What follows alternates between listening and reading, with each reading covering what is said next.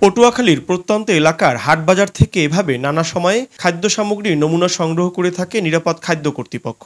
এরপর বাজারেই প্রতিষ্ঠানটির মোবাইল ল্যাবরেটরিতে সংগ্রহ করা এসব নমুনার গুণগত মান পরীক্ষা করা হয়।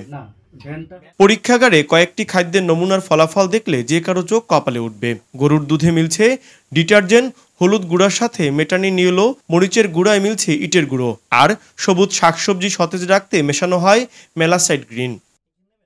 এছাড়া বিভিন্ন বেকারি পণ্যে মেশানো হচ্ছে ক্ষতিকারক রং ও রাসায়নিক দ্রব্য। নিরাপদ খাদ্য কর্তৃপক্ষ মোবাইল ল্যাবে 33টি প্যারামিটারে এসব খাদ্য সামগ্রী পরীক্ষা নিরীক্ষা করছে। মেটানিল ইয়েলো একটা রং, যেটা হচ্ছে হলুদের গুঁড়িতে বেশি মিশায়।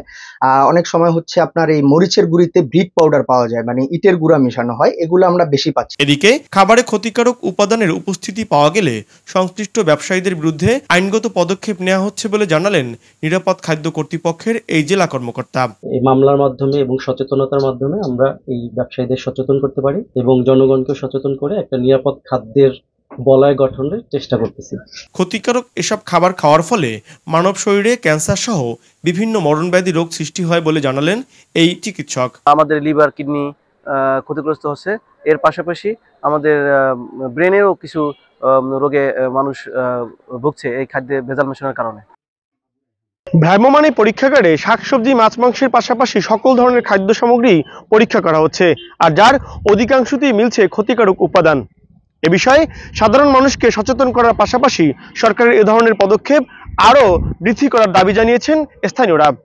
আব্দুস সালাম আরিফ, বৈশাখী সংবাদ, পটুয়াখালী।